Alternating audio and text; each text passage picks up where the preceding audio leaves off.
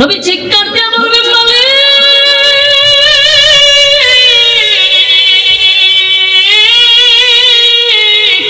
আমার উম্মতকে আমি দেখি না, উম্মত আমারে দেখে না গো। আল্লাহ বলবে, বন্ধু আমি ইচ্ছাকৃতভাবে আপনার মাঝখানে আর উম্মতের মাঝখানে পর্দা দিছি গো নবী। কেন দিছি জানেননি? যে উম্মত দুনিয়াতে আপনার রেখে যাওয়া ইসলাম পালন করে নাই, আপনার রেখে যাওয়া ইসলাম পালন করে নাই, আপনার দান দান ভাঙ্গা ইসলাম পালন করে নাই, আপনার রক্ত মাখা ইসলাম পালন করে নাই, তারা তাদের বাপ দাদার ধর্ম পালন করছে, তাদের পীরের কথা শুনে জীবন যাপন করছে, আ জায়গায় বে জায়গায় সাজদা দিছে, আ জায়গায় বে জায়গায় তারা মানুষের কাছে চাইছে, আমার কাছে না চাইয়া। তাই এমন উম্মতের মাঝখানে আমি পর্দা দিলাম। নবী ব্যতীত হইয়া বলবে, উম্মত মেরাজে আইসাও আমি তোদের কথা ভুলি নাই। আমার আল্লাহ যখন সাত আসমানে উঠাইলো, জান্নাত জাহান্নাম বরণ করাইলো, এত আনন্দের মধ্যেও আমি উম্মত তোদেরকে ভুললাম না। আমি আল্লাহর কাছ থেকে তোদের জন্য হাদিয়া নিয়ে আসলাম। আমি মেরাজ করলাম, মালিককে দেখলাম, তোদের জন্য আল্লাহর কাছে দরখাস্ত করলাম, মালিক আমার এতিম উম্মতরা আপনার সঙ্গে মেরাজ করবে কেমনে? আমার কথা রাখতে গিয়া আমার মালিক তোদেরকে নামাজ দিল, যেই নামাজের মাধ্যমে আল্লাহর সঙ্গে বান্দার মেরাজ হয়। জান্নাতের ভিতরে গিয়ে তোদেরকে ভুলি না। আমি নবী তোদেরকে কোন সময় বললাম না সুখের সময়ও না দুঃখের সময়ও না।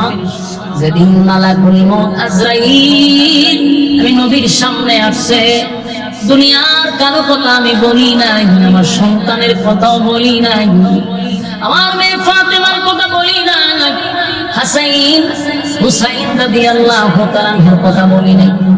উম্মতের শেষ বিদায়ের সময়ও আমি তোদের জন্য আল্লাহর কাছে দরখাস্ত করছি। মালাকুল মউত আজরাইলের সামনে আল্লাহর নবী বলেন, আজরাইল রূহ নিবি পড়ে বল আমার এতিম উম্মতের জন্য আমার মালিক কি সিদ্ধান্ত নিছে? সুবহানাল্লাহ বাড়ি দিয়া বলেন, হ্যাঁ আমার নবীর কত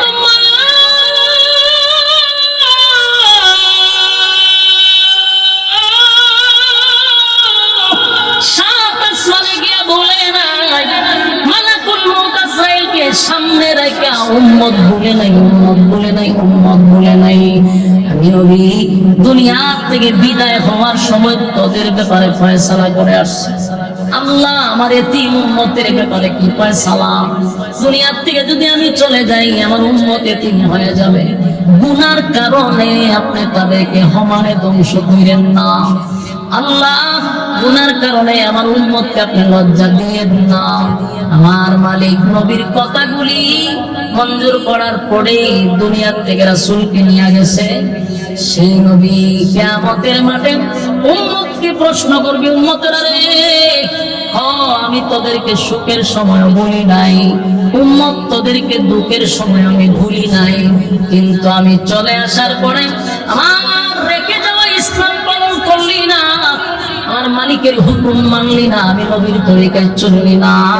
এখন আমি আমার মালিকের কাছে তোদের জন্য কেমনে দরখাস্ত করি?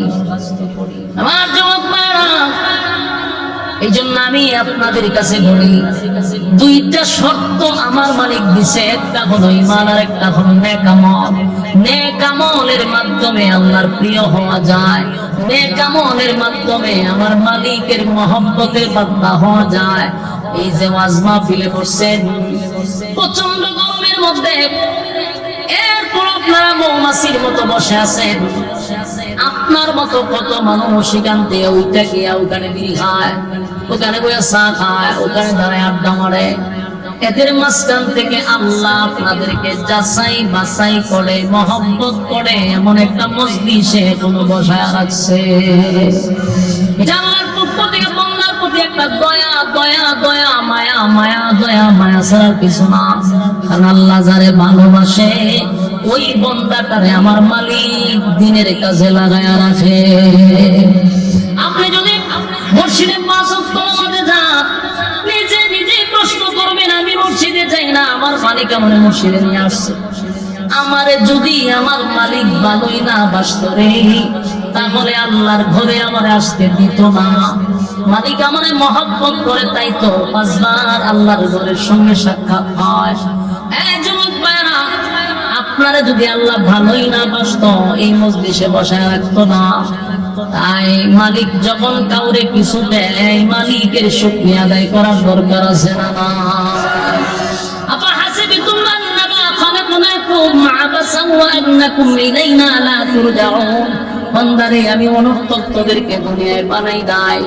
যদি আমি আল্লাহ অনর্থক বানাইতাম, খাওয়ার লাগা বানাইতাম, হাতি যেই পরিমাণ খায় যথেষ্ট ছিল। ঘুমানোর জন্য বানাইলে গাদা আমাদের চেয়ে বেশি ঘুমায়, গাদা বানাইলেই যথেষ্ট। মালিক তো বানাইছে ইবাদতের জন্য। বান্দা, তুই ইবাদত করবি শুধুমাত্র আল্লাহ। কোন কাজ? হ্যাঁ, আলোচনা কোন কাজ? এই মালিক বলে, বান্দা শুন, তুই যদি তারাবি করস, যদি গফরের গোলামি করব না, যেমনে মনে চায় এমনে চলব। ওয়ালাকাদ জারানা লিজাহান্নামা কাসীরাম মিনাল জিন্নি ওয়াল ইনস। আল্লাহ এরকম বহু মানুষ এবং জিনরে আমি আগুন দিয়া জ্বালাবো আর পোড়াবো, যাদেরকে আমি চক্ষু দিছিলাম দেখার জন্য। লাহুম কুলুবুন লা ইয়াফকাহুনা বিহা ওয়া লাহুম আ'য়ুনুন লা ইউবসিরুনা বিহা ওয়া লাহুম আযানুন লা ইয়াসমাউনা বিহা। যাদেরকে আমি কান দিছি শোনার জন্য, চোখ দিছি দেখার জন্য, অন্তর দিছি বুঝার জন্য, কিন্তু চোখ দিয়া দেখলি কি দেখার কথা ছিল, কি দেখলি? কান দিয়া কি শোনার কথা ছিল, কি শুনলি? অন্তর দিয়া কি ভাবার কথা ছিল, কি ভাবলি? মনে করছ আমি তোদেরকে ছেড়ে দিব? এত নিয়ামত দেওয়ার পরেও যদি তোরা আমি আল্লাহর গোলামি না করস, আমি আল্লাহর আদালতের মানুষ হতে পারবি না। তোরা চতুষ্পদ জানোয়ারের চেয়ে আরো নিকৃষ্ট।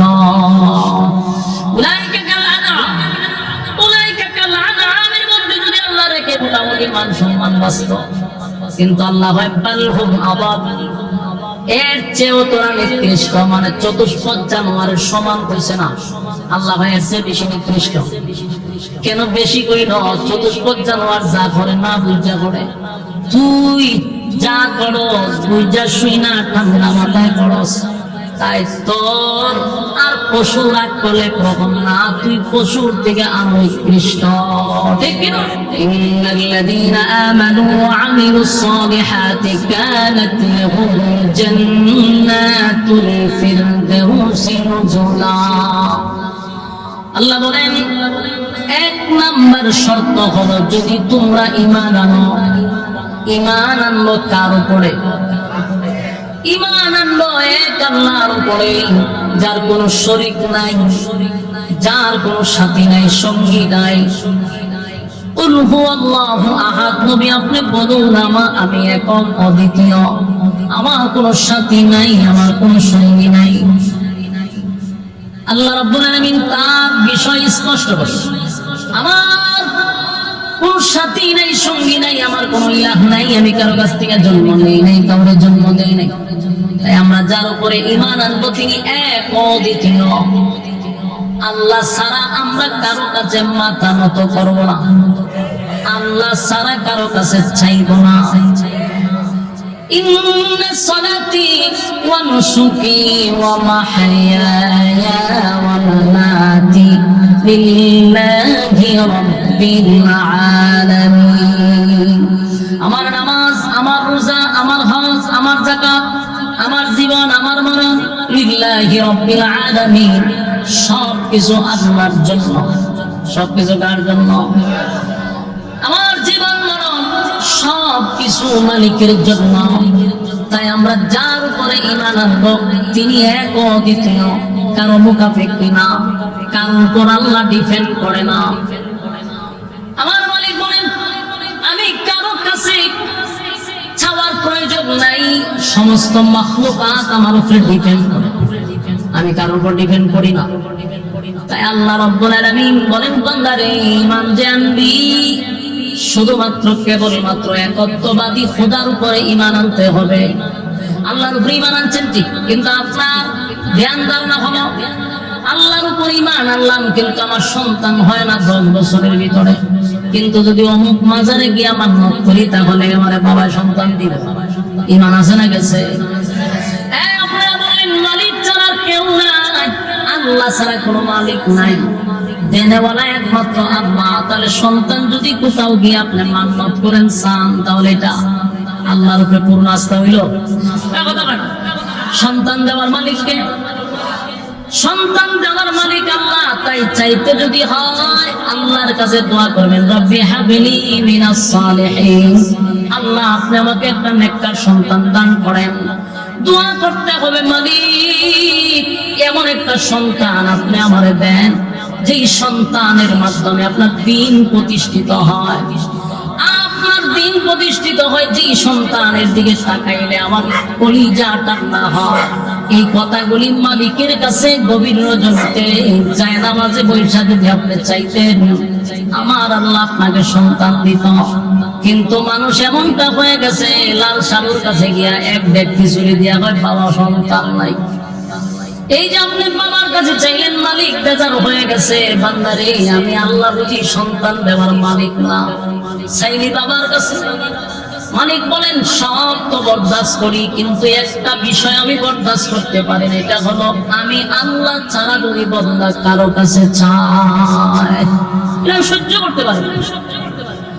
দুনিয়ার সব গুনাহ মাফ হয় গো, কিন্তু শিরিক নামক গুনাহটা আল্লাহ মাফ করে না।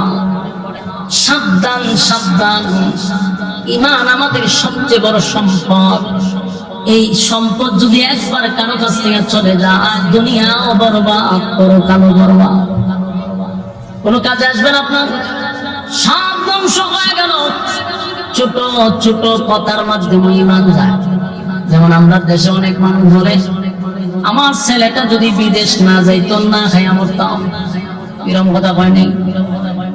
অনেক মানুষ বলে শ্বাসকলবে চা খায়, পোলাটা বিদেশ না গেলে উপায় আছে না, বুঝে গেলাম বলে না খাইয়া। আল্লাহ বেজার হয় এই কথাগুলি দ্বারা, আল্লাহ বেজার হয়। ফার্মেসি গিয়া কয় আপনার ওষুধ না খেলে কালকে বুকের ব্যথায় মারা গেল বলে, বোঝা গেল ফার্মেসির ওষুধ খাওয়ার পরে আপনি ভালো হয়েছে, অথচ ভালো করছে কে? এই জন্য ছোট ছোট কথাগুলি বলার সময় সাবধান। ছোট কথার মাধ্যমে ঈমান চলে যায়। আল্লাহ বলেন প্রথম নাম্বার শর্ত হলো ঈমান। যদি তোমরা ঈমান আনো, আমি আল্লাহ ওয়াদা দিলাম জান্নাতুল ফিরদাউসের মেহমান বানাবো। তাহলে ঈমান আনতেই হবে। এখন প্রশ্ন হলো, ঈমান যে আমরা আনছি, যদি সত্যিকারের ঈমানদার আপনি আমি হয়ে থাকি, তাহলে লিখে রাখেন, কসম খুদার ঈমানদারের উপরে ঈমানের পরীক্ষা হয়। ঈমানদারের উপরে ঈমানের পরীক্ষা হবে। পরীক্ষা ছাড়া আপনাকে জান্নাতে ঢুকতে দিবে না, কারণ এই দুনিয়াটাই হলো একটা পরীক্ষার ঘর। আল্লাহ বলেন, এই পৃথিবীটা হলো ক্ষণস্থায়ী, ক্ষণস্থায়ী, ক্ষণস্থায়ী, এটা থাকার জায়গা নয়। এই পৃথিবীতে কেউ থাকতে পারে নাই, না পারছে? এই পৃথিবীতে কেউ থাকতে পারে নাই, ক্ষমতা দিয়েও থাকতে পারে নাই। আল্লাহ কয় ফেরাউনের দিকে তাকায়া দেখ, আমি তারা থাকতে দিছি না। নমরুদের দিকে তাকায়া দেখ, আমি তারেও থাকতে দেই নাই, ক্ষমতা কম ছিল না। আল্লাহ বলেন তাদেরকে আমি ধ্বংস করে দিলাম, শুধু বড়ত্ব দেখাইছে, নিজের অনেক বড় তাপস্যালী মনে করছে। আমি তাদেরকে মাটির সঙ্গে মিশায়া দিছি। আবু জাহেলটাও মাটির সঙ্গে মিশায়া দিছি। ঘুষ ধ্বংস করে দিছি, প্রাণরেও ধ্বংস করব, এমনকি অংশাংশ ছিল আল্লাহ ধ্বংস করবে। আমরা আফারও কিন্তু আল্লাহ ধ্বংস করবে। যারা এই জমিনে জুলুম করছে, আল্লাহ আমি কাউরে ছাড়বো না। জুলুম মালিক পছন্দ করে না। এটা শুধু আফা না, আমিও যদি জুলুম করি আল্লাহ আমারও ছাড়বে না। জুলুম আল্লাহ পছন্দ করে না। বান্দারে জুলুম আমি আল্লাহ পছন্দ করি না। আমি বান্দাদেরকে ছাড় দেই বান্দার সংশোধন হওয়ার জন্য। ছাড় পাওয়ার পরে দেখা যায় বান্দা আরো নাফরমানি করে, আরো জুলুম করে। আল্লাহ কয় আমি কিন্তু নাটায় ধরে রাখছি। বুড়ি যখন আকাশে ওড়ে, বুড়ি মনে করে আমি তো অনেক দূরে আছি, কিন্তু বুড়ি জানে না মালিকের হাতে আমার নাটায় লাগানো। দিলেই আমি মালিকের কাছে আসতে হবে। তাই আল্লাহ বলে বান্দারে জুলুম বরদাস্ত করতে পারি না। যুবক ভাইরা, দুনিয়া নামক পরীক্ষার হলে প্রত্যেকটা মানুষকে পরীক্ষা দিতেই হবে। দুনিয়া ক্ষণস্থায়ী আর পরকাল চিরস্থায়ী। বলুন, দুনিয়া ক্ষণস্থায়ী, পরকাল চিরস্থায়ী। চিরস্থায়ী পরকালের সময় অনুযায়ী 60-70 বছর মাত্র কয়েক ঘন্টা। কয়েক ঘন্টার জন্য পৃথিবীতে আসছি একটা পরীক্ষা দেওয়ার জন্য। পরীক্ষার হলে পরীক্ষায় যদি ফেল মারি অস্তিত্ব থাকবে না, উপায় থাকবে না। যদি পরীক্ষায় ফেল মারি, আমার যুবক ভাইরা, বুদ্ধিমান ওই ব্যক্তি, ব্রেইনি ছাত্র ওইটা প্রশ্ন পাওয়ার পরেই খাতায় লেখা শুরু করছে, কারণ সময় কম। আর কিছু কিছু ছাত্র দেখেন পয়সা পয়সা গল্প করে কলমে কামড়ায়, সময় কিন্তু দুজনেরই যাচ্ছে। কেউ লিখে লিখে সময় পার করছে, কেউ গল্প করে পার করছে। সময় কি কারো জন্য থেমে থাকবে? সময় কারো জন্য থেমে থাকে না। তাই আমার একটা আবদার হলো, দুনিয়া নামক পরীক্ষার হলে আসছি, সময় কারো জন্য থেমে নাই। সময় পানির স্রোতের মতো করতেছে। এই পৃথিবী ক্ষণস্থায়ী, ক্ষণস্থায়ী। একদিন মালাকুল মউত আজরাইল আপনি আমার সামনে এসে যাবে, সেদিন বলতে পারবেন না যে আমারে 10টা মিনিট সময় দেন। একটা সেকেন্ডও আপনি আমাকে সময় দেওয়া হবে না। কথা কি বুঝতেছেন? সময় দেওয়া হবে না আমার যুবক ভাইরা। তাই পরীক্ষা দিতে আসছি, ইমানদার ইমানের পরীক্ষা হবে। কিসের পরীক্ষা? ইমানের পরীক্ষা। যুবক ভাইরা, দিলের কান লাগায় শুনি, নিজে যখন ইমানদার দাবি করব, নিজে যখন ইমানদার দাবি করব, নিজে যখন ইমানদার দাবি করব, এটাও লেখা রাখে ইমানের পরীক্ষা আছে না নাই? আল্লাহ বলেন আমিনু কামা আমানান নাস, এই ঈমান আনবি তাদের মতো ঈমান আনো। এখানে আমিনু কামা আমানান নাস, তাদের মতো ঈমান আনবো আল্লাহ বলে দিয়েছে। তাদের মতো তারা কারা? আমরা জানি তারা হলো সাহাবায়ে কেরাম। আমিনু কামা আমানান নাস, ঈমান আনো তাদের মতো তারা হলো সাহাবায়ে কেরাম, যারা ঈমানের পরীক্ষায় উত্তীর্ণ হয়েছে, বিনিময়ে জান্নাতের সার্টিফিকেট পাইছে। সুবহানাল্লাহ। আমাদের ঈমানি পরীক্ষা হবে। আরেকটা কথা শুনে রাখেন, পরীক্ষার কিন্তু সাবজেক্ট ভিন্ন ভিন্ন হতে পারে।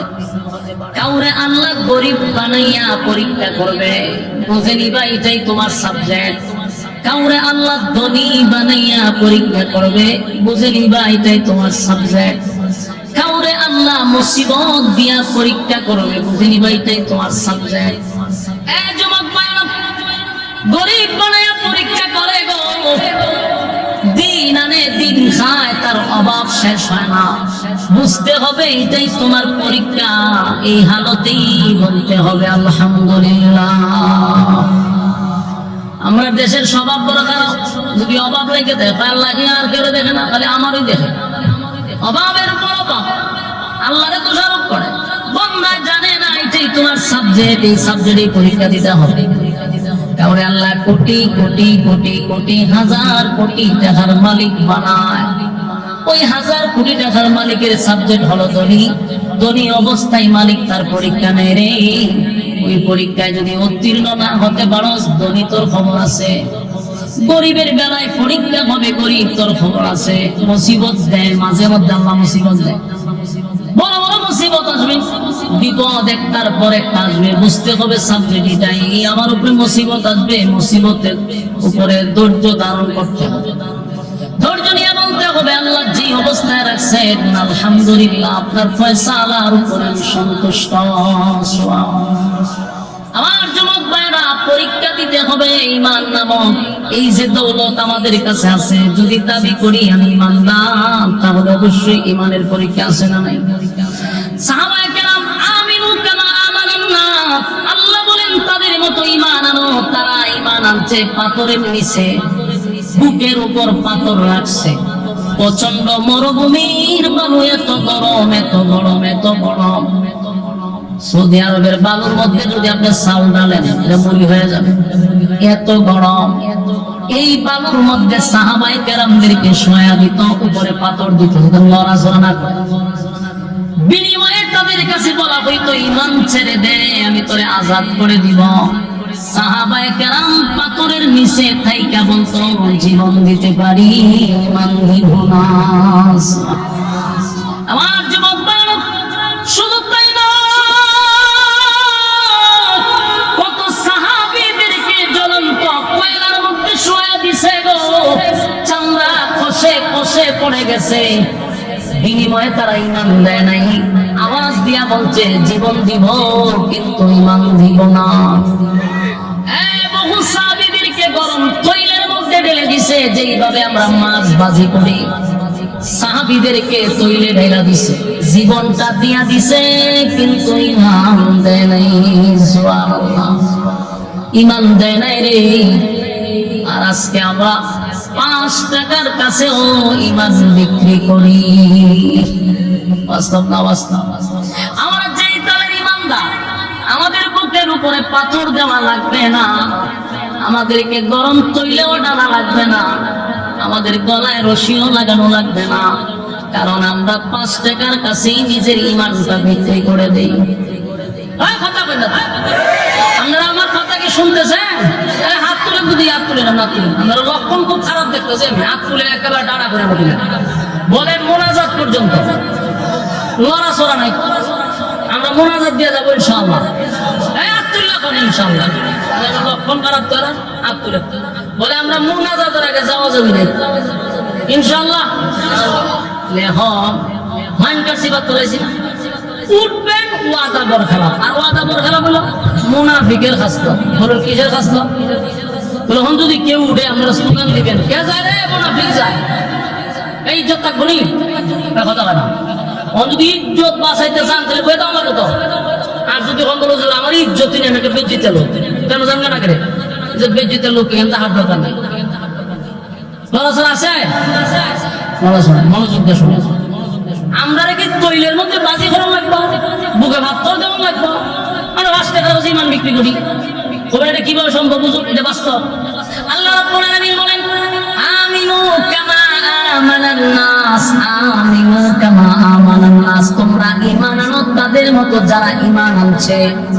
তারা হলো সাহাবায়ে কেরাম।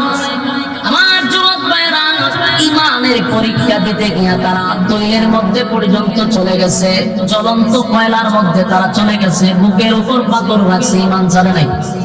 আর আমরা আজকে শাস্ত্র লেগে বিক্রি হয়ে যাই।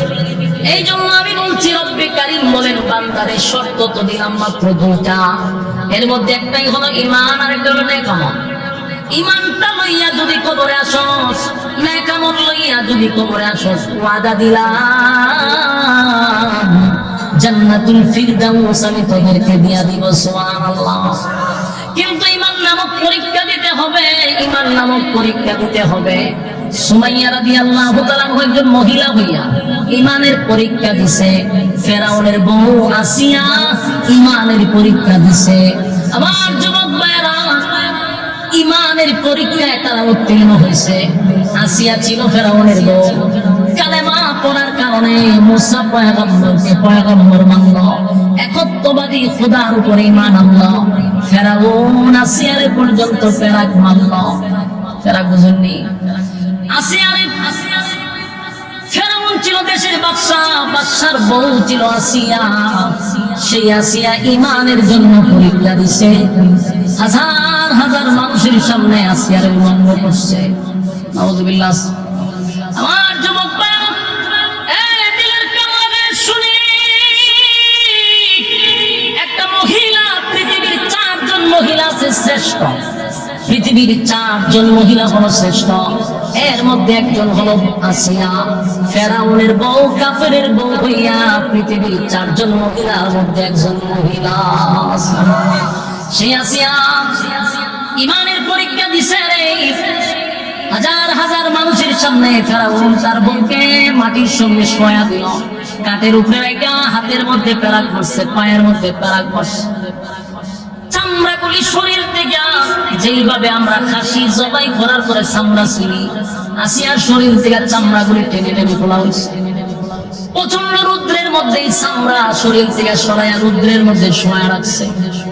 আসিয়া আসমানের দিকে তাকায় বলে, মালিক, আমার ইজ্জত বিসর্জন দিচ্ছে, আমার কোনো দুঃখ নাই গো, কিন্তু জান্নাতের ভিতরে আপনি আমার একটু আশ্রয় দিবেন আল্লাহ। এই জালেম আমার হাজার হাজার মানুষের সামনে উলঙ্গ করে দিল, আমার ইজ্জতটা আমি বিসর্জন দিলাম, এই বিনিময়ে শুধু আপনার কাছে জান্নাত চাই। আল্লাহ আসিয়ার এত সম্মান আর এত মর্যাদা বাড়াইছে।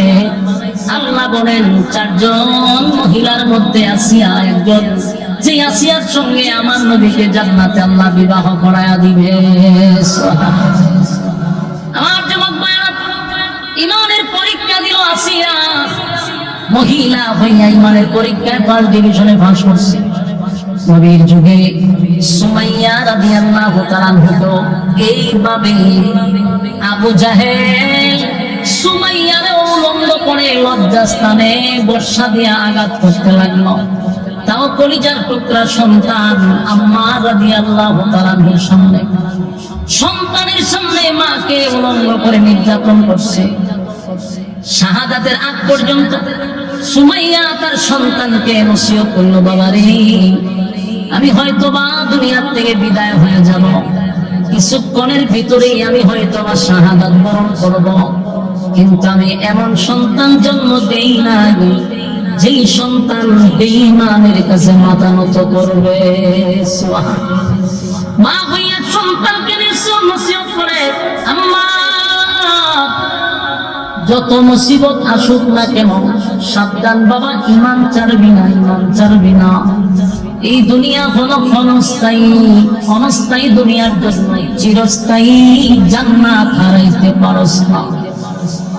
সন্তানের সামনে মাকে উলঙ্গ করে হত্যা করলো, সুমাইয়া শাহাদাত বরণ করলো, কিন্তু ঈমানটা দেয় নাই।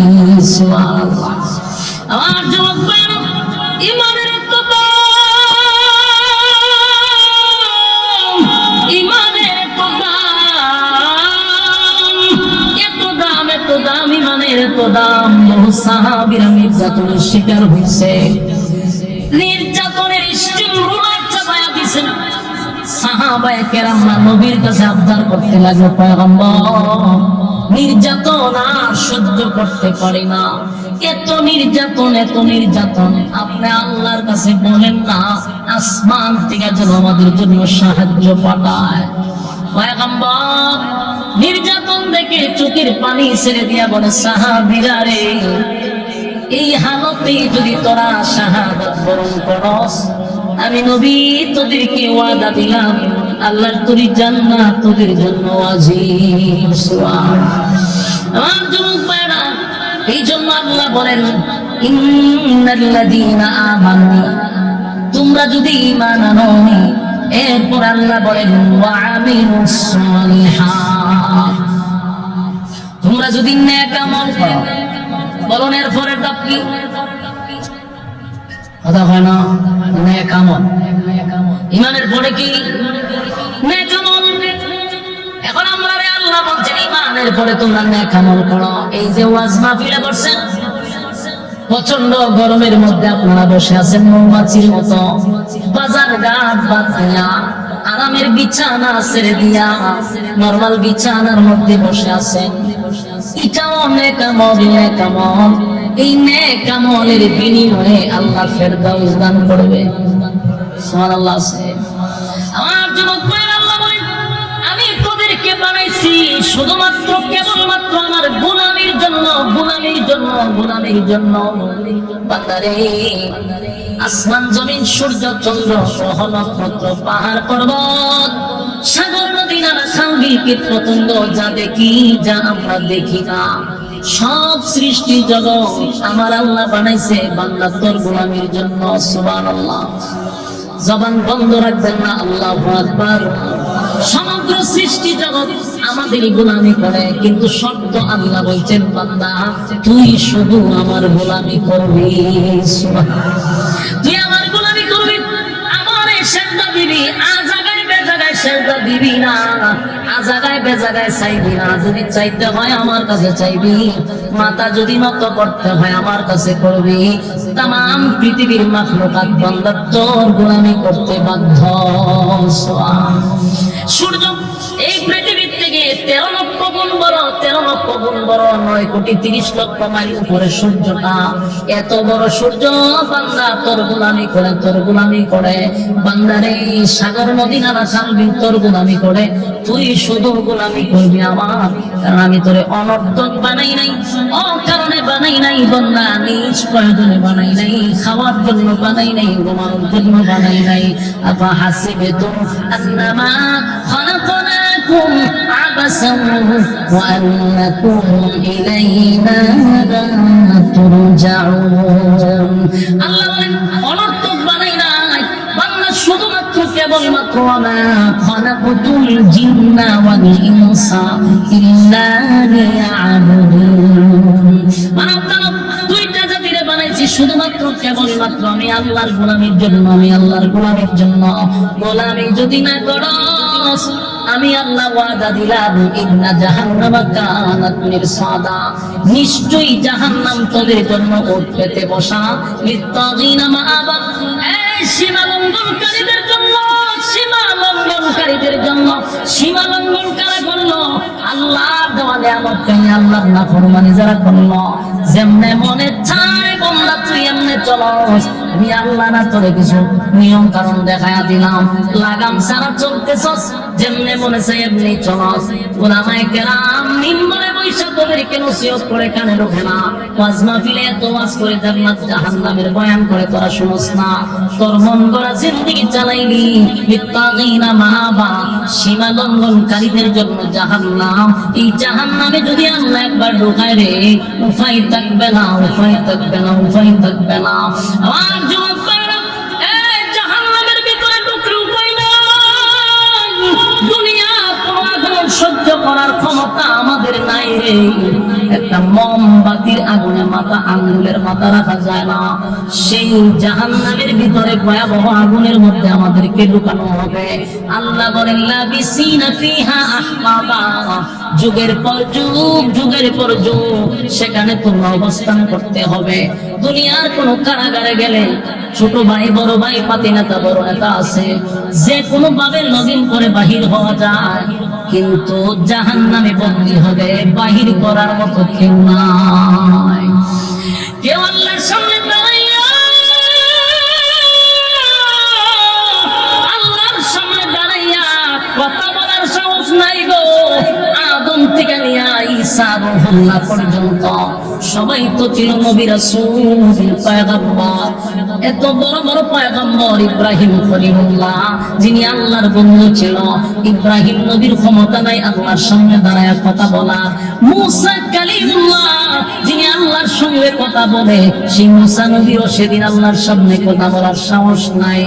ঈসা পয়গম্বর জিন্দা, হাজার হাজার বছর পুরাতন খবর থেকে মৃত মানুষকে জিন্দা করতো আল্লাহর হুকুমে, আল্লাহর সঙ্গে সম্পর্ক। এই ঈসা নবীও আল্লাহর সামনে দাঁড়ায় কথা বলতে পারে না, পয়গম্বরের কথা বলতে পারে না। সেদিন আমার নবীও কথা বলবে শুধু উম্মতের জন্য।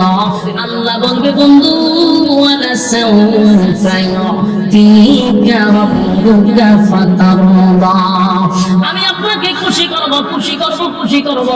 পয়গম্বর বলবেন মালিক আপনি আমারে খুশি করবেন, কিভাবে করবেন? আমার একটা উম্মত যদি জাহান্নামে থাকে, আমি নবীরে আপনি খুশি করতে পারবেন না। একটা জবান বন্ধ রাখবেন, আল্লাহু আকবার। আরো জোরে বলেন আল্লাহু আকবার। এই মানে আওয়াজ দিয়ে বলেন আল্লাহু আকবার। আমার নবীর এত পাওয়া, এই পাওয়া ছিল আল্লাহর পক্ষ থেকে পয়গম্বরকে দেওয়া হবে রে। কোনো আদম থেকে ঈসা নবীর অনুমতি দেওয়া হবে না, শুধুমাত্র কেবলমাত্র আমার নবীকে স্পেশাল একটা পাওয়ার দিলে বন্ধু আপনারে আমি খুশি করব। যতক্ষণ না পর্যন্ত আপনি খুশি না হবেন, আমি আপনাকে দিতেই থাকবো, দিতেই থাকবো, দিতেই থাকবো। জোরে কোন সুবহান। ওয়ালাসাউফা ইউতিকা রাব্বুকা ফাতারদা। দুনিয়ায় থাকতে আল্লাহ বলছে বন্ধু আপনারে খুশি করব। আমার নবী তখনই খুশি হবে যখন তার উম্মত জান্নাতে যাবে। আর জমাত ভাইরা, তাই নবী আমাদেরকে সুপারিশ করবে। এখানে আরেকটা কাহিনী আছে, সুপারিশ যে করবে ডালাও পাবে না। আল্লাহ বলবেন বন্ধু যারে খুশি তারে লইয়া জান্নাতে যান। সেদিন আমার নবী তাদেরকে ধরে ধরে জান্নাতে নিবে যারা দুনিয়ার জমিনে নবীর সুন্নাহর উপরে চলছে, নবীর তরিকা অনুযায়ী জীবন যাপন করছে। আর যদি নবীর তরিকা অনুযায়ী জীবন যাপন আমরা না করি, আল্লাহর নবী বলবেন সুহকান সুহকান লিমান গায়্যারা বাদি, দূর হয়ে যা দূর হয়ে যায় এমন উম্মতের আমার দরকার নাই। এই নবীর ঘরের বাইরা সারা জীবন শুনছেন নবী সবাইরে জান্নাতে নিয়ে যাবে, না না, ইনসাফের উপরে কাজ করবে। আল্লাহ বলবে বন্ধু আপনি খুশি হন এতটুকুই করব। নবী চাইলে সবাইরে নিয়ে যাবে এটা তো হতে পারে না। আল্লাহ এই ক্ষমতা আমার নবীরে দিছে, কিন্তু যারা জীবন ভর নবীর তরিকায় চললো না, আল্লাহর হুকুম পালন করলো না, মন গড়া জিন্দেগি চালাইলো, তাদেরকেও কি আমার নবী সুপারিশ করবে?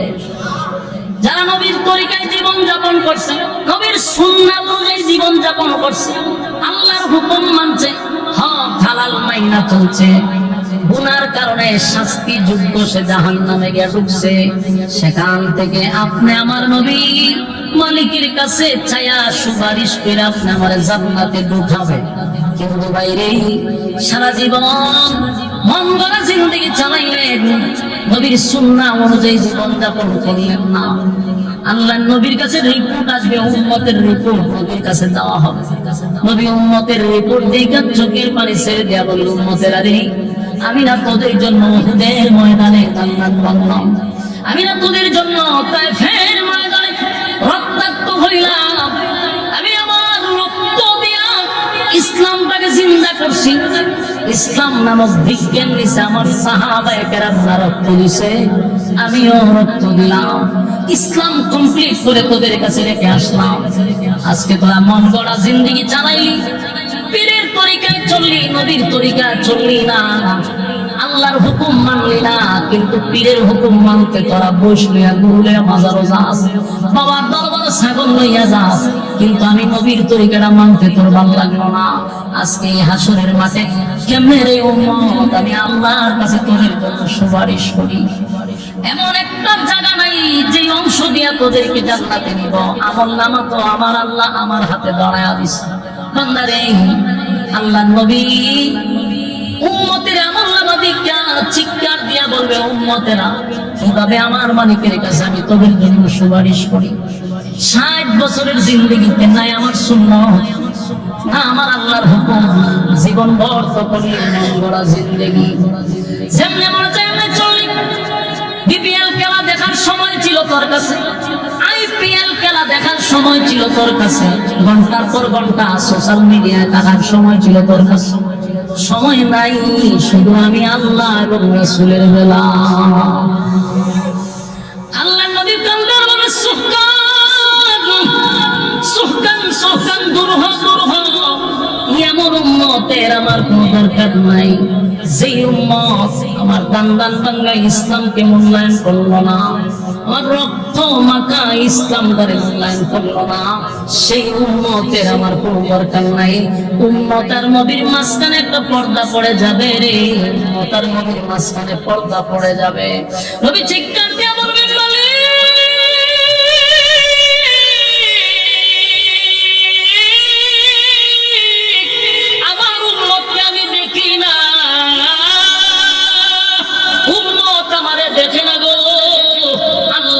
বন্ধু আমি ইচ্ছাকৃত ভাবে আপনার মাঝখানে আর উম্মতের মাঝখানে পর্দা দিছি গো নবী। কেন দিছি জানেননি? যে উম্মত দুনিয়াতে আপনার রেখে যাওয়া ইসলাম পালন করে নাই, আপনার রেখে যাওয়া ইসলাম পালন করে নাই, আপনার দান বাংলা ইসলাম পালন করে নাই, আপনার রক্ত মাখা ইসলাম পালন করে নাই, তারা তাদের বাপ দাদার ধর্ম পালন করছে, তাদের পীরের কথা শুনে জীবন যাপন করছে, আ জায়গায় বে জায়গায় সেজদা দিছে, আ জায়গায় মানুষের কাছে চাইছে, আমার কাছে না চাইয়া। তাই এমন উম্মতের মাঝখানে আমি পর্দা দিলাম। নবী ব্যতীত হইয়া বলবে, উম্মত মেরাজে আইসাও আমি তোদের কথা ভুলি নাই। আমার আল্লাহ যখন সাত আসমানে উঠাইলো, জান্নাত জাহান্নাম বরণ করাইলো, এত আনন্দের মধ্যেও আমি উম্মত তোদেরকে ভুললাম না। আমি আল্লাহর কাছ থেকে তোদের জন্য হাদিয়া নিয়ে আসলাম। আমি মেরাজ করলাম, মালিককে দেখলাম, তোদের জন্য আল্লাহর কাছে দরখাস্ত করলাম, মালিক আমার এতিম উম্মতরা আপনার সঙ্গে মেরাজ করবে কেমনে? আমার কথা রাখতে গিয়া আমার মালিক তোদেরকে নামাজ দিল, যেই নামাজের মাধ্যমে আল্লাহর সঙ্গে বান্দার মেরাজ হয়। আমি জান্নাতের ভিতরে গিয়ে তোদেরকে বলি না বান্দারে, আমি নবী তোদেরকে কোন সময় বললাম না, সুখের সময়ও না দুঃখের সময়ও না। যেদিন মালাকুল মউত আজরাইল আমি নবীর সামনে আসছে, দুনিয়ার কারো কথা আমি বলি নাই, আমার সন্তানের কথাও বলি নাই, আমার মেয়ে ফাতেমার কথা বলি নাই, হাসাইন হুসাইন রাদিয়াল্লাহু তাআলার কথা বলি নাই। উম্মতের শেষ বিদায়ের সময়ও আমি তোদের জন্য আল্লাহর কাছে দরখাস্ত করছি। মালাকুল মউত আজরাইলের সামনে আল্লাহর নবী বলেন, আজরাইল রূহ নিবি পড়ে কোন আমার এতিম উম্মতের জন্য আমার মালিক কি সিদ্ধান্ত নিছে? সুবহানাল্লাহ, বারিক দিয়া বলেন, হ্যাঁ আমার নবীর কত মায়া।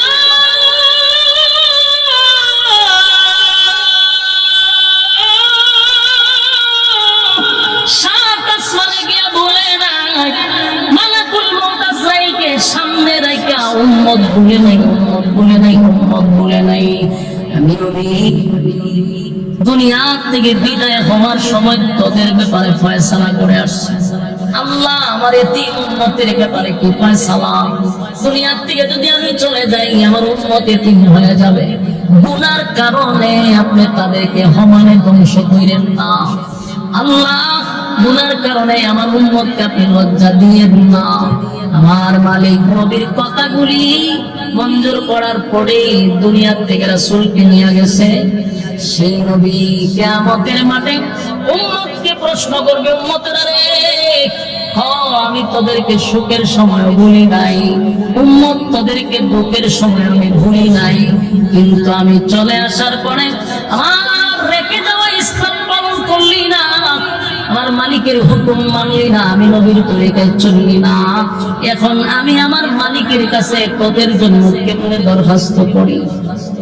আমার যুবক ভাইরা, এই জন্য আমি আপনাদের কাছে বলি, দুইটা শর্ত আমার মালিক দিছে, একটা হলো ঈমান আর একটা হলো নেক আমল। নেক আমলের মাধ্যমে আল্লাহর প্রিয় হওয়া যায়, নেক আমলের মাধ্যমে আমার মালিকের মহব্বতের বান্দা হওয়া যায়। এই যে ওয়াজ মাহফিলে বসছেন প্রচন্ড গরমের মধ্যে, এরপর আপনারা মৌমাছির মতো বসে আছেন, আপনার মতো কত মানুষ এখান থেকে ওইটা গিয়া ওখানে বিড়ি খায়, ওখানে বইয়া চা খায়, ওখানে দাঁড়ায় আড্ডা মারে।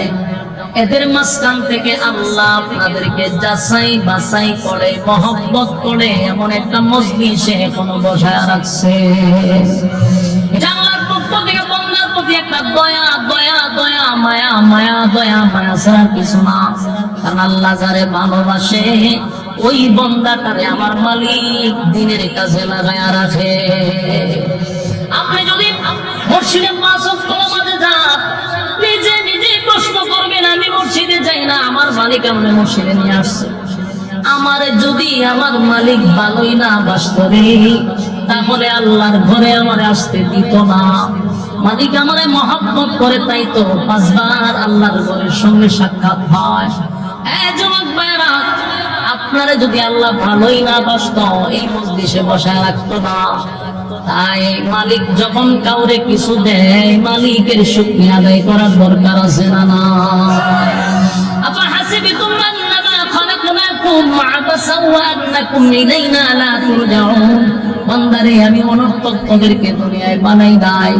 যদি আমি আল্লাহ অনর্থক বানাইতাম, খাবার লেগে বানাইতাম, হাতি যেই পরিমাণ খায় যথেষ্ট ছিল। ঘুমানোর জন্য বানাইলে গাদা আমাদের চেয়ে বেশি ঘুমায়, গাদা বানাইলেই যথেষ্ট। মালিক তো বানাইছে ইবাদতের জন্য। বান্দা তুই ইবাদত করবি শুধুমাত্র আল্লাহর। অহংকার মালিক বলে বান্দা তুই যদি তারাবি করস, যদি গোলামি করবো না, যেমনে মনে চায় এমনে চলবো। ولقد ذرأنا لجهنم كثيرا من الجن والإنس আল্লাহ এরকম বহু মানুষ এবং জিনকে আমি আগুন দিয়া জ্বালাবো আর পোড়াবো, যাদেরকে আমি চক্ষু দিছিলাম দেখার জন্য। লাহুম কুলুবুন লা ইয়াফকাহুনা বিহা ওয়া লাহুম আ'য়ুনুন লা ইউবসিরুনা বিহা ওয়া লাহুম আযানুন লা ইয়াসমাউনা বিহা। যাদেরকে আমি কান দিছি শোনার জন্য, চোখ দিছি দেখার জন্য, অন্তর দিছি বোঝার জন্য। কিন্তু চোখ দিয়া দেখলি কি দেখার কথা ছিল, কি দেখলি? কান দিয়া কি শোনার কথা ছিল, কি শুনলি? অন্তর দিয়া কি ভাবার কথা ছিল, কি ভাবলি? মনে করছ আমি তোদেরকে ছেড়ে দিব? এত নিয়ামত দেওয়ার পরেও যদি তোরা আমি আল্লাহর গোলামি না করস, আমি আল্লাহর আদালতের মানুষ হতে পারবি না। তোরা চতুষ্পদ জানোয়ারের চেয়েও আরো নিকৃষ্ট।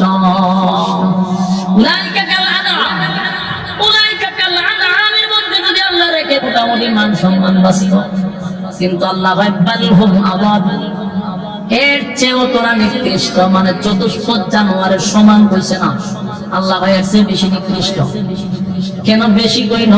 চতুষ্পদ জানোয়ার যা করে না বুঝা করে, তুই যা করস বুঝা শুই না ঠান্ডা মাথায় করস, তাই তোর আর পশু রাগ করলে প্রথম না, তুই পশুর থেকে আরো নিকৃষ্ট। ঠিক কিনা বলো? আল্লাহ কি ছাইরা দিব? কথা বল না, ছাইরা দিব নি? বানাইছে আপনারা যত্ন করে, সম্মান দিয়া। সৃষ্টি জগতের মধ্যে যদি শ্রেষ্ঠত্ব কারো দেয় তাহলে মানুষ কারে দিছে? কথা বল না। আল্লাহ বানি আদম, আদমের যে সম্মান আর মর্যাদা আমি কেন দিছি না? আদম রে তো সম্মান আর ইজ্জত দিছি। আল্লাহ কয় বান্দারে ফেরেশতা হইল নূরের তৈরি। আমরা অনেক সময় নূর আর মাটি নিয়ে মারামারি লেগে দিই। হ্যাঁ কথা হয় না, নূর আর মাটি নিয়ে মাথা বাড়ে না। অথচ আল্লাহ কয় আমি মানুষকে সম্মান বেশি দিলাম রে। যদি ফেরেশতার সম্মান বেশি হইতো, কোরআনে কোথায় আছে ফেরেশতার সম্মান বেশি? আমার একটু দেখা, আমি আপনার বলে দাম। আল্লাহ মাটির সম্মান বেশি দিল, ফেরেশতাদের চেয়েও মানুষের সম্মান আল্লাহ বেশি দিছে। নূরের তৈরির ফেরেশতার সম্মান নাই, মানুষের সম্মান বেশি। আপনি যদি নবীর নূর হইয়া সম্মান বাড়াইতে চান, সম্মান বাড়াইছেন না আরো কমাইছেন? ফেরেশতার সম্মান তো নবীর না। ফেরেশতা তার নূর নিয়ে সর্বোচ্চ সিদরাতুল মুনতাহা যেতে পারে, আমার নবী আরশে আজিম চলে যায়। সুবহানাল্লাহ! কিসের সাথে আপনি কি মিলাইতেছেন? আপনি নূর কইছেন, নূর তো যায় সিদরাতুল মুনতাহা পর্যন্ত, আর যেতে পারে না। আমার নবী সিদরাতুল মুনতাহার তক্কায় আরশে আজিম আল্লাহর সঙ্গে সাক্ষাৎ করে। সুবহানাল্লাহ! জিবরাইল কার সামনে যাব তো আমি অস্তিত্ব হারিয়ে ফেলবো, কিন্তু আমার নবী এর পরে যায়। আমরা নূর হইয়া নবীর শুরু করেন কেন? নূরের পাওয়ারের চেয়ে আমার নবীর পাওয়ার বেশি, এটা স্বীকার করেন। এই সমস্ত কিছু অজ্ঞলোকগুলি নবীর ইজ্জত ফেরেশতাদের সমান রাখছে। অথচ ফেরেশতাদের স্টেশন হলো সিদরাতুল মুনতাহা পর্যন্ত, জিবরাইলের উপরে যেতে পারে না। আমার নবী আরশে আজিম মক্কায় চলে গেছে। সুবহানাল্লাহ! এই জন্য ছোটখাটো বিষয় নিয়ে দ্বন্দ্ব না করে, রাজি আছি ইনশাআল্লাহ। এখন আল্লাহ কি বলে? ইন্নাল্লাযীনা আমানু ওয়া আমিলুস সালিহাতি কানাত লাহুম জান্নাতুল ফিরদাউসি নুজুলা। দুইটা শর্ত, একটা হলো ঈমান আর একটা হলো নেকামত। দুইটা শর্তের বিনিময়ে আল্লাহ কয় জান্নাতুল ফিরদাউসের মেহমান বানাবো। সুবহান! এরপর আল্লাহ বলে খালিদিনা ফিহা লা ইয়াবগুনা আনহা হিওয়ালা। আল্লাহ কয় এমন একটা জান্নাতের ভিতরে বান্দা বান্দি ঢুকবে, আর কোনদিন তারা বাহির হতে চাবে না। আর কোনদিন তারা এখান থেকে যেতে চাবে না। জান্নাতের ভিতরে স্বয়ং সম্পূর্ণ মানুষের কোনো আফসোস থাকবে না। দুনিয়াটা হলো আফসোসের জায়গা। দুনিয়াতে যদি আপনারা দেশের প্রধানমন্ত্রী বানায় তাহলে মনে মনে হয় আমি ডোনাল্ড ট্রাম্প হইতে পারতাম বলে বানাচ্ছি। আর ডোনাল্ড ট্রাম্প হইলে পরে চিন্তা করে তামাম পৃথিবীর বাদশা যদি হইতে পারতাম ভালো আছি। আর দেখনি দুনিয়া আফসোসের জায়গা। আল্লাহ হয় জান্নাত হলো আফসোসের জায়গা নয়, এখানে আফসোস মিটে যাবে। তাই খালিদিনা ফিহা লা ইয়াবগুনা আনহা হিওয়ালা, মানুষ সেখান থেকে আর বাহির হতে চাবে না। জান্নাতের ভিতরে আল্লাহ সব দিবে, গাড়ি দিবে, বাড়ি দিবে, নারী দিবে, অট্টালিকা দিবে, সব দিবে। এর মধ্যে সবচেয়ে বড় নিয়ামত হওয়ার কোনদিন মরবেন না। আর কোনদিন মরবেন না, এর চেয়ে বড় নিয়ামত আছে? যত চিন্তা, যত টেনশন, মরণ মরণ আছে বিদায় আমরা চিন্তা করি দেখি। মরণ নাই, যার চিন্তাও নাই। জান্নাতের ভিতরে মরণ নাই, মরণ নাই, মানুষ সেখান থেকে বাহির হতে চাইবে না। রাজত্ব দিবে কমপক্ষে এই পৃথিবীর 10টা পৃথিবীর সমান রাজত্ব দিবে। সুবহানাল্লাহ। গাড়ি দিবে, বাড়ি দিবে, নারীও দিবে। দুনিয়াতে সর্বোচ্চ যদি বিয়া করতে চান কমপক্ষে 4টা করতে পারবেন।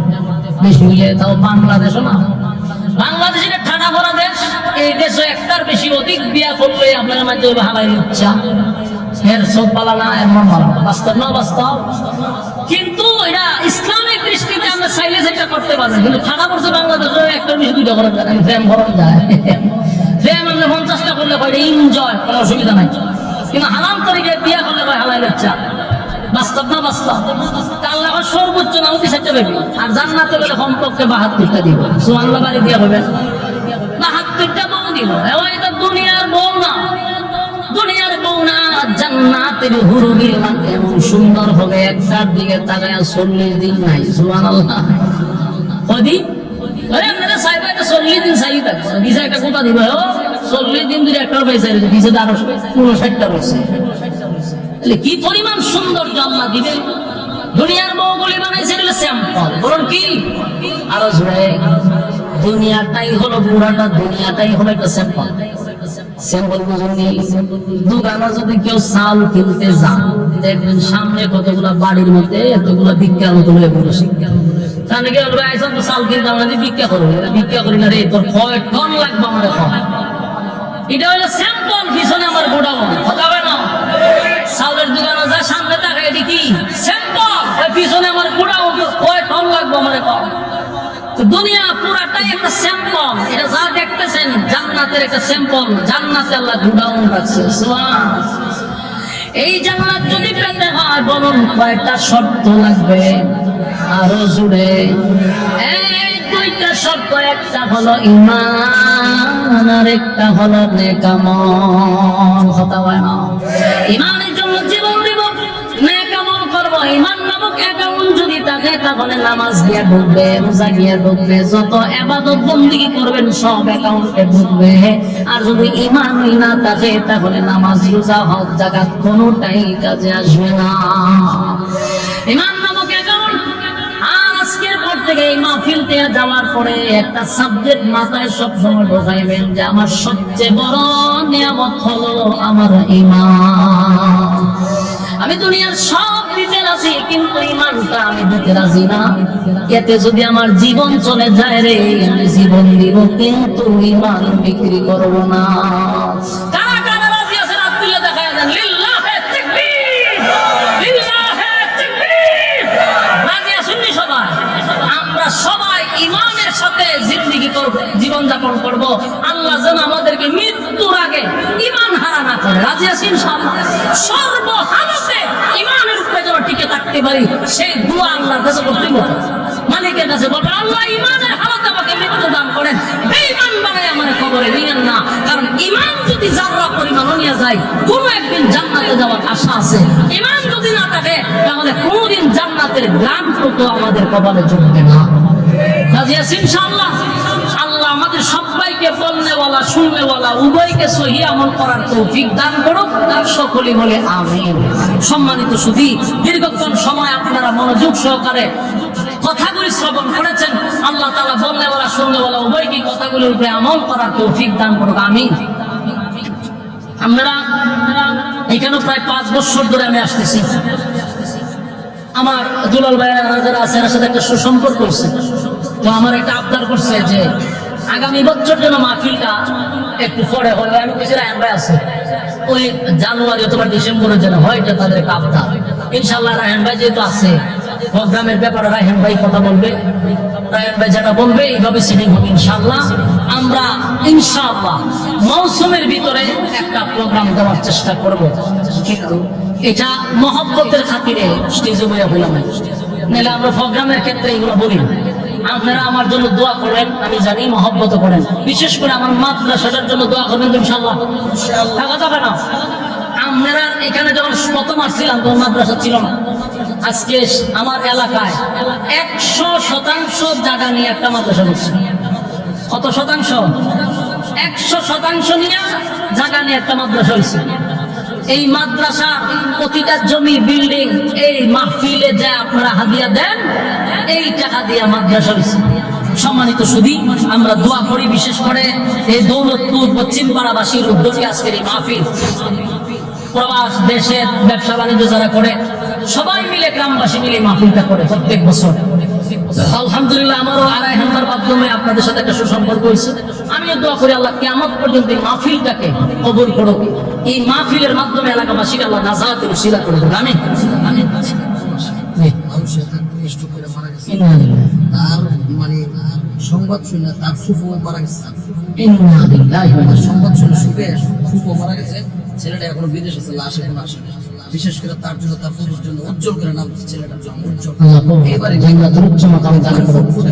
বাচ্চা পুরো 2 বছর বাচ্চা। চিন্তা করছেন প্রবাসে সুজন উজ্জ্বল, এই মাহফিল কমিটির সদস্য উজ্জ্বল ভাই মালয়েশিয়া প্রবাসী 2-3 দিন আগে দুনিয়ার থেকে চিরবিদায় হয়ে গেছে। তার সংবাদ শুনে তার ফুফু আবার স্ট্রোক করে মারা গেছে। তার বাচ্চা আছে, ছোট একটা বাচ্চা দুনিয়া থেকে বিদায় হয়ে গেছে। আল্লাহ তাআলা তার ফ্যামিলিকে ধৈর্য ধারণ করার তৌফিক দান করুক, এবং আমার ভাই উজ্জ্বল ভাইকে আল্লাহ জান্নাতের উচ্চ মাকাম দান করুক, তার ফুফুকেও আল্লাহ জান্নাত দান করুক, তার পুরো ফ্যামিলিটাকে আল্লাহ ধৈর্য ধারণ করার তৌফিক দান করুক। আমরা সবাই তার জন্য দোয়া করি। এই মাহফিলটার জন্য ক্লান্ত পরিশ্রম যারা করছে সবার জন্য আমরা দোয়া করব। আল্লাহুম্মা সাল্লি আলা মুহাম্মাদ ওয়া আলা আলি মুহাম্মাদ কামা সাল্লাইতা আলা ইব্রাহিম ইন্নাকা হামিদুম মাজিদ। আল্লাহুম্মা আমিন। ربنا ظلمنا أنفسنا وإن لم تغفر لنا وترحمنا لنكونن من الخاسرين. ربنا لا تزغ قلوبنا بعد إذ هديتنا وهب لنا من لدنك رحمة إنك أنت الوهاب. يا أرحم الراحمين، يا حي يا قيوم الله، يا حي يا قيوم الله. رب العالمين আপনার কুদরতি নজর দিয়ে একটু তাকান। কত সাদা সাদা দাড়িওয়ালা মুরব্বিরা হাত বাড়াইছে। আল্লাহ কত হাজী সাহেবরা হাত বাড়াইছে। আল্লাহ এই মজলিসে কত ছোট ছোট মাসুম বাচ্চা হাত বাড়াইছে। নওজোয়ান তরুণ যুবক ভাইরা হাত বাড়াইছে। পর্দার আড়ালে আমার নেতার মা বোনেরা হাত বাড়াইছে। আল্লাহ বিশেষ করে জাতির শ্রেষ্ঠ সন্তান হযরত উলামায়ে কেরামরা হাত বাড়াইছে। আমি গুনাহগার নাগান্দা নাফরমান নালায়েক অযোগ্য মুসাফির ভারতে আপনার দরবারে হাত বাড়াইছে। মেহেরবানি করে জীবনের সগীরা কবিরা ইচ্ছা অনিচ্ছা দেখিয়া না দেখিয়া অঙ্গ প্রত্যঙ্গর দ্বারা যত গুনাহ করছি, মেহেরবানি করে জিন্দেগীর সব গুনাহ লজ্জিত মাফ চাই। আল্লাহ বাকি জিন্দেগি যতদিন বাঁচায় রাখবেন, ইহদিনাস সিরাতাল মুস্তাকিম, সঠিক সরল রাস্তার উপরে জীবনটাকে পরিচালনা করার তৌফিক দেন। আল্লাহ যেমনে চললে আপনি মালিক আমাদের প্রতি খুশি ওইভাবে চলার তৌফিক দান করেন। চলার পথে শয়তানের ওয়াসওয়াসা থেকে হেফাজত করেন। আল্লাহ জিন শয়তান থেকে আমাদেরকে হেফাজত করেন। মানুষ শয়তান থেকে হেফাজত করেন। করেন আল্লাহ মানুষ শয়তান থেকে হেফাজত করেন আল্লাহ, বিশেষ করে মানুষের চক্রান্তের কাছ থেকে হেফাজত করেন, হিংসুকের হিংসার থেকে হেফাজত করেন, নিন্দুকের নিন্দার থেকে আপনি হেফাজত করেন রব্বুল আলামিন। বিশেষ করে আমরা যারা হাত বাড়াইছি আমাদের পক্ষ থেকে লাখো কোটি দুরূদ এবং সালাম সোনার মদিনায় আপনার নাম ধরে পৌঁছায় দেন আল্লাহ। বাবা আদম থেকে নিয়ে আজকে পর্যন্ত যত মুসলমান নরনারী কবরে শহীদ প্রত্যেকের রূহে আজকে সওয়াবের হাদিয়া পৌঁছায় দেন। বিশেষ করে আমাদের মধ্যে যারা হাত বাড়াইছে, যাদের মা নাই, বাবা নাই, দাদা নাই, দাদি নাই, নানা নাই, নানি নাই, শ্বশুর নাই, শাশুড়ি নাই, আত্মীয় স্বজন, ভাই বেরাদর, পাড়াপড়শি, হকদার, দাবিদার, মহব্বতের মানুষ অন্ধকারে কবরে চলে গেছে। জানি না গো আল্লাহ কোন অবস্থায় কোন হালতে আছে, আমাদের গুনার কারণে আমাদের আব্বা আম্মার কবরে আপনি আযাব দিয়েন না আল্লাহ। আমাদের গুনার কারণে আম্মা আব্বার কবরে আযাব দিয়েন না, দাদা দাদির কবরে আযাব দিয়েন না, নানা নানির কবরে আপনি আযাব দিয়েন না আল্লাহ। আমরা যারা হাত বাড়াইছি तमाम जिंदगीर गुनार बोझा माথায় লইয়া ভিক্ষুকের মতো কাঙ্গালির মতো আপনার দরবারে হাত পাতাইছি আল্লাহ। বিশেষ করে এই মাহফিলটা দৌলতপুর গ্রামবাসী, পশ্চিম পাড়াবাসীর উদ্যোগে এই মাহফিলটা করতে গিয়ে যারা টাকা দিয়া, পয়সা দিয়া, বুদ্ধি দিয়া, শ্রম দিয়া, রান্না বান্না কইরা যে যেভাবে পারছে মাহফিলটার জন্য রাত দিন অক্লান্ত পরিশ্রম করছে, দেশে বিদেশে প্রবাসীরা মিলে আজকের এই মাহফিলের আয়োজন। আল্লাহ এই মাহফিলটা করতে গিয়ে কমিটির একজন প্রবাসী আল্লাহ মালয়েশিয়ার প্রবাসী উজ্জ্বল ভাই দুনিয়া থেকে চিরদিনের জন্য বিদায় হয়ে গেল। আল্লাহ তার অনেক অবদান এই মাহফিলের জন্য আছে। আজকে আমরা সবাই মাহফিলে উপস্থিত, উনি পরকালে চলে গেল। আল্লাহ উজ্জ্বল ভাইয়ের জীবনের ছোট বড় যত গুনাহ আছে সবগুলো মাফ করে দেন। আমরা তার পক্ষ থেকে মাফ চাই, পানা চাই আল্লাহ। উজ্জ্বল ভাইয়ের জিন্দেগির সব গুনাহ আপনি মাফ করে দেন আল্লাহ। উজ্জ্বল ভাইয়ের বাচ্চাটাকে আপনি দিনের খাদেম হিসেবে কবুল করেন, তার পুরো ফ্যামিলিটাকে ধৈর্য দান করার তৌফিক দান করেন আল্লাহ। তার মৃত্যুর খবর শুনে ফুফু দুনিয়া থেকে আর বিরহ বেদনা সহ্য করতে না পেরে উনিও দুনিয়া থেকে বিদায় হয়ে গেল। আল্লাহ ওনার ফুফুর কবরটারও জান্নাতের বাগান বানায়া দেন রব্বুল আলামিন। আল্লাহ এই পৃথিবীতে কেউ চিরস্থায়ী আমরা থাকবো না, সবাই দুনিয়া থেকে বিদায় হয়ে যাব।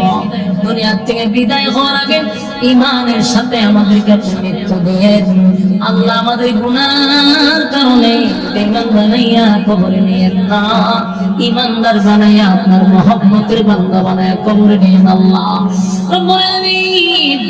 এই মজলিসে কত মানুষ আমার সঙ্গে হাত বাড়াইল আল্লাহ, কার মনে কি আশা নিয়ে হাত বাড়াইছে আমার জানার বাকি নাই, আপনার জানার অভাব নাই আল্লাহ। প্রত্যেকের দিলের নেক বাসনাটুকু আপনি পুরা করে দেন। কেউ অভাবে আছে, অভাব দূর করে দেন। কেউ আল্লাহর এই অবস্থা থেকে মুক্তি দান করেন আল্লাহ। কেউ পেরেশানির মধ্যে আছে, পেরেশানি দূর করে দেন। যে যেই হালতে আছে মেহেরবানি করে আল্লাহ ওই হালত থেকে উদ্ধার করেন। বিশেষ করে আল্লাহ আমরা যারা হাত বাড়াইছি আমাদের গুনার কারণে আমাদেরকে আপনি কোনোদিন বেইজ্জতি করেন না আল্লাহ। গুনার কারণে ইজ্জত নষ্ট করে দিয়েন না আল্লাহ। যতদিন বাঁচায় রাখবেন ইজ্জতের জিন্দেগি দান করেন আল্লাহ। বিশেষ করে আমরা যারা হাত বাড়াইছি গুনার কারণে আমাদের ইজ্জত নষ্ট করে দিয়েন না। আরো অনেক মানুষ আমাদের কাছে দোয়া চাইছে, মাহমুদ ভাই স্ত্রী দুনিয়া থেকে বিদায় হয়ে গেছে আল্লাহ ওনার কবরটাও জান্নাত বাগান বানায়া দেন, দুনিয়ার সব গুনাহ মাফ করে দেন আল্লাহ। তার ফ্যামিলিকেও ধৈর্য ধারণ করার তৌফিক দান করেন। বিশেষ করে আপনার দরবারে দরখাস্ত আল্লাহ গোটা বিশ্বের মুসলমানদেরকে আপনি হেফাজত করেন, আমার মা বোনদের ইজ্জতের হেফাজত করেন আল্লাহ। গোটা বিশ্বের মুসলমানদেরকে ঐক্য হওয়ার তৌফিক দান করেন। যা বললাম যা শুনলাম নবীর জুতার ধুলার বরকতে তোমারে কবুল করেন আল্লাহ। নবীর জুতার ধুলার বরকতে আমাদের দুয়ারে কবুল করেন। আমাদের বিবি বাচ্চাগুলাকে নেককার বানায়া দেন আল্লাহ। শেষ দরখাস্ত, এই মুহূর্তে আমার সঙ্গে যারা হাত বাড়াইছে কাউরে খালিয়াতে ফিরাইয়া দিয়েন না, জিন্দেগির গুনাহ মাফ করে বাড়ির দিকে পৌঁছায়া দেন। সুবহানা রাব্বিকা রাব্বিল ইজ্জাতি আম্মা ইয়াসিফুন ওয়া সালামুন আলাল মুরসালিন ওয়ালহামদুলিল্লাহি রাব্বিল আলামিন। আমিন রাহমাতিকা ইয়া আরহামার রাহিমিন। সবচেয়ে নিকৃষ্টতম জায়গা হলো বাজার, ওইখানে যেন আমরা সময় বেশি না দিই। আর আমি দৌলতপুর নতুন কোনো বক্তা না, আমার জানা মতে আমি মনে হয় কয়েকবার 5 বছর 4 বছর টানা আসতেছি, মানে শ্রোতাও আমার পরিচিত, বক্তাও আপনাদের পরিচিত। আমি আপনাদের পরিচিত বক্তা, বক্তারে শাস্ত্র বইয়ে টেস্ট করার কোনো সুযোগ নেই। এই জন্য মেহরবানি করে আমার হ্যান্ডেলে চলে আসি। আর আপনাদের এই প্রোগ্রামটার সাথে আমার একটা সুসম্পর্ক হয়ে গেছে। আপনাদের দৌলতপুরে এই প্রোগ্রামে আসতেছি অনেক বছর ধরে। যে সময় আব্দুল্লাহ মসজিদের ইমাম সাহেব ছিল, তখন থেকেই তার মাধ্যমে এখানে আমার আসা শুরু হয়। আব্দুল্লাহ নাই, চলে গেছে। এক সময় আমরাও থাকবো না, চলে যাব, কিন্তু বাকি সবগুলা স্মৃতি হিসাবে থাকবে। আমরা এই বিষয়টাকে স্মরণ করে বসে যাই। এই বছর যারা ফ্যান্ডেলে বসছি, আগামী বছর অনেকে নাও থাকতে পারে না, কোনো সন্দেহ আছে? কোনো সন্দেহ নেই। যুবক যারা, এরা মনে করতেছে আমরা তো মরার বয়স হয়েছে না, মরলে বুড়াড়ি মরবো। আব্দুল্লাহ কি বুড়া হয়েছিল? কথা হয় না, আব্দুল্লাহর বয়স আমার থেকে কম হলো। আব্দুল্লাহ যুবক বয়সে মারা গেছে। এই পৃথিবীতে আসার একটা সিরিয়াল আছে, কিন্তু যাওয়ার কোন সিরিয়াল।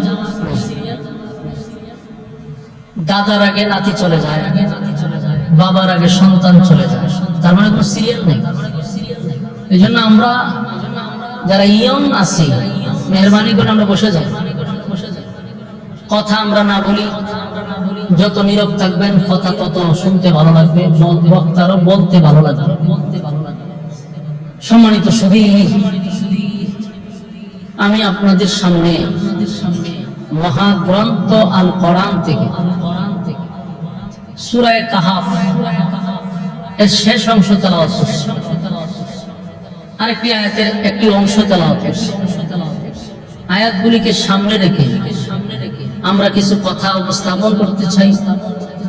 আল্লাহ রাব্বুল আলামিন যেন বলনেওয়ালার জবান দিয়ে ইখলাসের সাথে বলা, শুননেওয়ালার শ্রবণ করার ইখলাসের সাথে তৌফিক দান করুন, আমিন।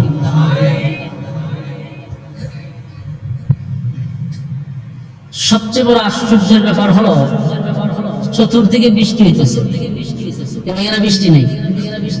আমি ব্রাহ্মণবাড়িয়া হইয়া, চান্দুরা হইয়া চতুর্দিক ঘুরে এরপর আসছি। প্রথম গেছি শাহবাজপুর, এটা তো আমাদের একটা জাতীয় জেল। যদি কোন কুইজ প্রতিযোগিতায় আসে যে বাংলাদেশের জাতীয় জেল কোথায়, লিখে দিবেন যে ব্রাহ্মণবাড়িয়া বিশ্ব। এবং এটা জাতীয় পর্যায়ে হয়ে গেছে। এত লেখা, এত ভিডিও আমরা দিতেছি, আমি তো প্রায় সময় লেখালেখি করি। এরপরও আমাদের উপদেষ্টাদের কান পর্যন্ত পৌঁছতেছেন, এটা নিয়ে কোনো চিন্তাই নেই। অথচ এই জামটা, এই যে জ্যাম লাগছে, এটা সর্বোচ্চ 1 সপ্তাহের ভিতরে, আমি যদি বলি আমার দায়িত্বদের 1 সপ্তাহ শুধু লাগবে। 1 সপ্তাহ লাগবে না। যে সমস্ত গর্তগুলো আছে, এই গর্তগুলোতে পাথর দিয়ে আবাদ হতে, যেহেতু কাজ চলমান, পাথর দিয়ে বালু দিয়ে রাখলেই গাড়িগুলো ডাকতেছে। এটা এইভাবে রাখছে, মানে গাড়ি ডাকতেছে, গাড়ি পড়ে যেতেছে, জ্যাম বাঁচতেছে, বাস চলতেছে, কোনো মা বাপ নাই, প্রশাসনও কোনো দায়িত্ব পালন করতেছে না। আগে প্রশাসন দায়িত্ব পালন করতে পারত, কারণ প্রতি গাড়ি পিছ থেকে মনে করেন 150 টাকা যা যে মুক্তিরাদের নিচে দায়িত্ব পালন করছে। কারণ এখন সরকারের টাকায় তাদের চাকরিতে হয় না, এক্সট্রা লাগে, এক্সট্রা নাই, কাজও নাই। এইভাবে যদি চলতে থাকে একটা দেশের অবস্থা, তাহলে পরিস্থিতি কি ভালো হবে? আমি না হয় অসুবিধা নাই, অ্যাম্বুলেন্স থাকলে, রুগী থাকলে রাস্তা দিয়ে মারা যাবে। এই যে রুগীটা মারা গেল, এটা দায়ভার কার? সরকার যে বর্তমানে আছে, তার দায়িত্ব। আজকে 1.5 বছর হয়ে গেছে, এখন পর্যন্ত তাদের দৃষ্টি ব্রাহ্মণবাড়িয়া বিষ্ণুরে পড়ে না। এখন দেখলাম কিছু ইট হয়ে গেছে, ইট বিছাই দিতেছে। যেই পরিমাণ লোডের গাড়ি যায়, ইটের তলে, গাড়ির চাকার তলে ইট পড়লে ইট থাকবো, বুদ্ধি দেয়। যাই হোক, এরপরেও যদি ইট দিয়েও যদি মানুষের ভোগান্তি কমে, তাও মানুষ একটু শান্তি পাবে। এত বলার পরেও এদিকে কেউ কোনো নজর দিচ্ছে না। দেখেন, রাতের 12টার সময় প্রোগ্রাম করে আসছি আপনারা বৈরবে। বাড়ির যেতে সর্বোচ্চ আমার লাগতো 1 ঘন্টা, 1:30টার ভিতরে বাড়িতে পৌঁছে যেতাম। ওখানে আশুগঞ্জের ব্রিজ থেকে নিয়ে বাড়ির যেতে আমার সকাল 10টা বাজছে। 1.5 ঘন্টার রাস্তা, সারা রাত শেষ। প্রতিদিন হইতেছে, প্রতিদিন। কালকে ফজর উঠতে বাড়িতে গেছে, প্রতিদিন এরকম চলতে আছে। আল্লাহ আমাদেরকে এই সমস্ত প্রিয় থেকে হেফাজত করুক, আমিন। দেশে শান্তি দান করুক, আমিন। শান্তির তালাশে এত বড় বিপ্লব হইল, কিন্তু শান্তি আমরা কখনো নাই। সম্মানিত সুধী, আমি আপনাদের সামনে যে আয়াতে কারিমা তেলাওয়াত করছি, এই আয়াতে আল্লাহ রাব্বুল আলামিন 2টা শর্ত দিয়েছে। 2টা শর্ত দিয়া একটা সুসংবাদ দিছে। মনোযোগ দিয়ে যদি শুনে নেন ভালো লাগবে। আয়াতে শর্ত কয়টা? আমরা একটু আওয়াজ দিতে হতো। আপনারা আমার সাথে যদি হ্যাঁ না এটি বলেন, তাহলে আমার কথা বলার আগ্রহ বাড়বে। আর যদি চুপ করে বলে থাকেন, তাহলে কথা বলার আগ্রহ নষ্ট হবে। মানে আপনারা কোনটা চান? আগ্রহ বাড়তো নি, তাহলে আপনার মুখটা টুকুন তুইব।